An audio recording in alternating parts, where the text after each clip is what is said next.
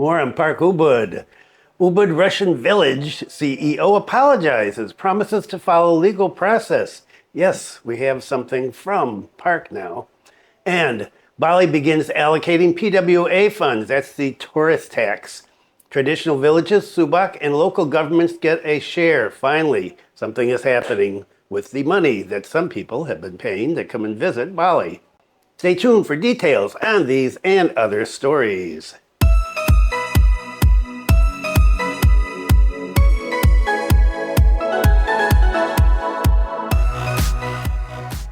Selamat siang. Welcome to the latest news from Bali, Indonesia. This is January 26, 2025, and my name is Bruce. And what is the weather like today? Warm. It's 30.8 degrees Celsius at 10:30 in the morning, and the humidity is up at 77%. Wind speed is 14.4 kilometers per hour, and it is hazy. The ocean was really flat this morning, just beautiful, really flat. And now we're getting ripples as the wind picks up. But it looks like it's going to be a pretty good day. And so another positive day here in the Kampung. And thank you to everybody that has been offering suggestions on a new name for the channel. And I'm taking a look at them and trying to figure out which one I'm going to use. And I'm using my consultant, granddaughter Zoe, and ask her because, well, I'm well known for picking bad names for things. And so we'll see a couple more days, but thank you. I really appreciate it. And there's just so much stuff. You know, I've been doing every other day videos, but I don't know how I'm going to get all this in. There's so much interesting stuff, and some of it is important. It's stuff that if you're living here or if you're visiting here often, you might want to know or you should know. And so how am I going to fit all this in? I don't know. But we'll see what happens here. And so let's get started. Ubud Russian village CEO apologizes, promises to follow legal process. After the press release regarding the closure of PARQ Ubud, also known as Kampung Rusia, or Russian village located in Ubud, the suspect, through his new legal team, has apologized to the Balinese people in general and the Gianyar people in particular. In addition, according to one of his lawyers, our client also apologizes to the regent and the ranks of SKPD and Gianyar Regency and the Indonesian National Police, in this case, the Bali Police. Our client also apologizes for causing chaos and negative impacts on the environment. Wow, you can see he's got Indonesian lawyers. Apologize. According to his lawyer, his client, in running his business, did not understand the regulations and permits applicable in Indonesia related to the activities he carried out at PARQ Ubud. His lawyer continued that AF has provided information to the investigators in the Special Crime Directorate of the Bali Police. During the examination, he said that he had acted in good faith by making a cooperation contract with someone with the initials IGNES. My guess is that is the Balinese owner of the land. And so this cooperation contract regarded all forms of permits related to activities carried out at PARQ Ubud. So what he's saying is, I made this contract and he said he would take care of everything, and I just trusted him with that. And this was also confirmed by a statement from the head of PUPR Gianyar service during a press release that stated that an NIB had been issued for a personal business permit application to the Balinese owner of the land, but that this had now been revoked by the ministry. With this apology, our client AF hopes that all the commotion that occurred due to his ignorance can be ended, and from now on, we declare a readiness to continue the existing legal process. Previously, after the closure of PARQ Ubud, the Bali Police named the German citizen AF as a suspect, with evidence in the form of photocopies of certificates, lease deeds, and legalized regulatory documents. The suspect has been charged with Article 109 in conjunction with Article 19, Paragraph 1 of Law Number 22 of 2019 concerning the Sustainable Agricultural Cultivation System, and Article 72 in conjunction with Article 44, Paragraph 1 of Law Number 41 of 2009 concerning the protection of sustainable food agricultural land, with a criminal penalty of 5 years in prison and a fine of 1 billion rupiah.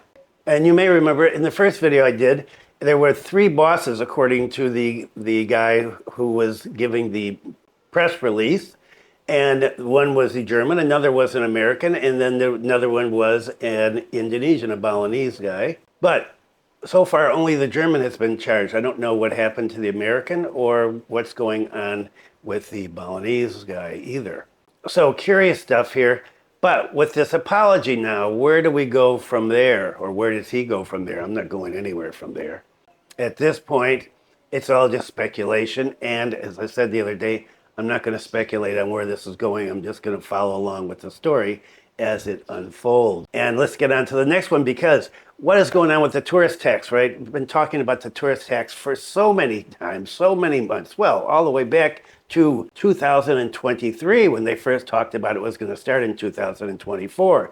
And then it's been going on for almost a year. And of course, you know, it's only 40% of the people are paying. And then yesterday I did one talking about that they're going to increase the amount of money that they expect to get up to 325 billion, that they made 318 billion in 2024. But the question has always been, what are they doing with the money? Well, let's find out, because finally somebody has said something besides just, well, we're going to use it to clean up things or protect the culture. Bali begins allocating PWA funds, that's the tourist tax money or tourist levy, whatever you want to call it. Traditional villages, Subak, and local governments get a share. Revenue from levies for foreign tourists, PWA or tourist levies, has begun to be allocated by the Bali Provincial Government in the 2025 budget in accordance with the allocation posts that have been regulated by regional regulations. Since it was enacted on February 14th, 2024, almost a year anniversary coming up, regional revenue from PWA could not be allocated last year because it had not been budgeted for in the 2024 fiscal budget. This fiscal budget was ratified before the PWA came into effect back in 2023. Now, the Bali Provincial Government has pocketed revenue from PWA for the past year, amounting to, as I said the other day, 318 billion. 208,200,000. And so they've got all this money sitting there. It's 318 billion rupiah. According to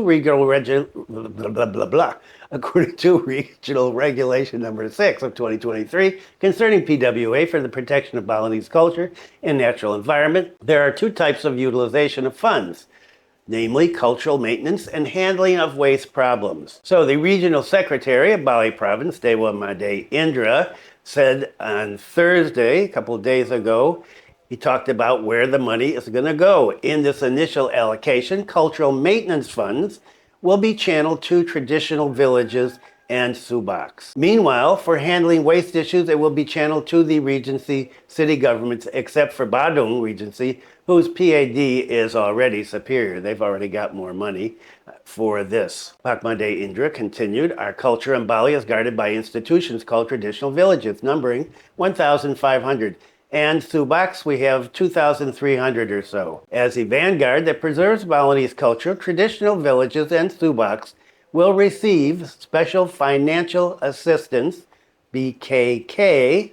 Traditional villages will receive BKK of 300 million rupiahs per traditional village, and each Subak will be allocated 15 million rupiah. Thus, BKK for traditional villages from the Bali Provincial Government with the allocation of cultural maintenance in 2025 is 450 billion rupiah, and a total of 34.5 billion for the maintenance of agrarian culture by the Subaks. For waste, we budget BKK to 8 Regency cities.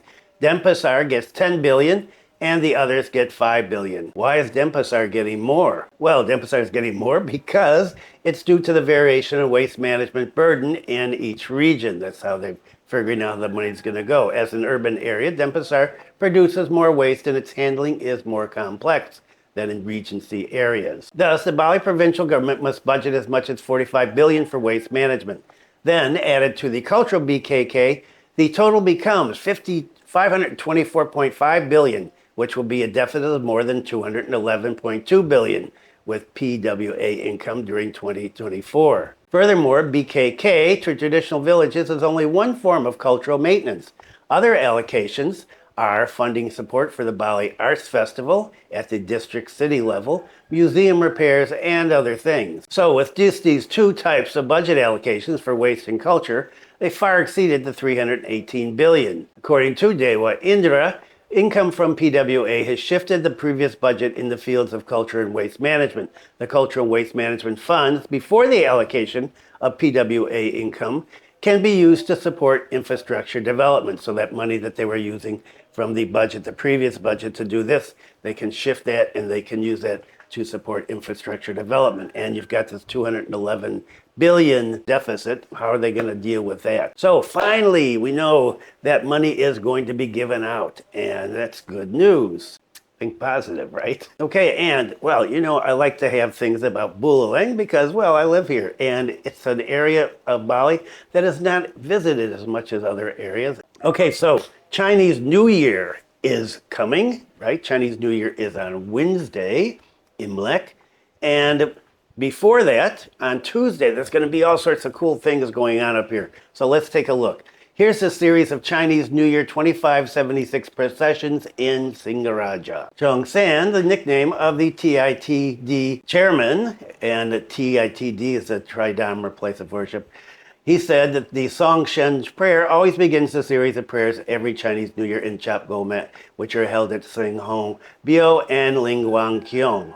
Those are the two Chinese temples here. And right over by the harbor here, not too far from where I live, and then one down the road just a little bit, pretty close to each other. So prayers were started at 23:30 Wita on Wednesday, January 22nd, and that was continued with cleaning of the altar and statues of the gods and goddesses in preparation for the new year. The series of implementation of the Chinese New Year 2526 for the Tridharma community will take place on Tuesday, January 28th, with prayers to close the year 2575 Kongzili, releasing the year of the dragon. The worship service will take place in the afternoon until evening, and there will be a series of friendly activities, then barongsai and the liong dance performances, including the release of balloons in the air and fireworks. And we are going to be there, as we are every year. And if you are up in Buleleng, up in Singaraja, somewhere around here on the north coast, and you want to see something interesting, you could go to either temple. And I do have a video. Let me see if I can find it, and I'll put a link to it up here from, I think it was last year. According to my Chinese friends that live just down the block, they said festivities will start at 8 p.m. on Tuesday. Fireworks at midnight, along with the release of the balloons. And the other day I mentioned the Komodo Airport. Komodo Airport adds international flights. Komodo-Labuan Bajo International Airport has again added an international route served by Jetstar with Singapore-Labuan Bajo-Singapore route. Direct flights start on March 20th, 2025, according to the head of Labuan Bajo Airport Management. Previously, Komodo-Labuan Bajo International Airport served international routes from KL to Labuan Bajo to KL, and this was done with Air Asia. According to the boss of the airport, he explained that Jetstar Airways operates international flights twice a week. The plan is for the Singapore-Labuan Bajo-Singapore route twice a week, Thursdays and Sundays. He also explained that the addition of international routes was good news because it could support the development of the tourism sector in Labuan Bajo and Flores Island as a whole. He said, "We feel immense gratitude for the opening of the flight, this new flight, which will certainly open up much wider opportunities for tourism and exciting adventures on Flores Island." He hopes that the addition of international flights to Labuan Bajo can trigger other airlines to open international flight routes. And I've never been to the airport there. If anybody has been to this new airport, the international airport, leave a comment. Okay, that is it for today. Thanks for viewing. Be kind to someone today. Take care, and I will see you next time. Maybe with a new name. Maybe not. Who knows?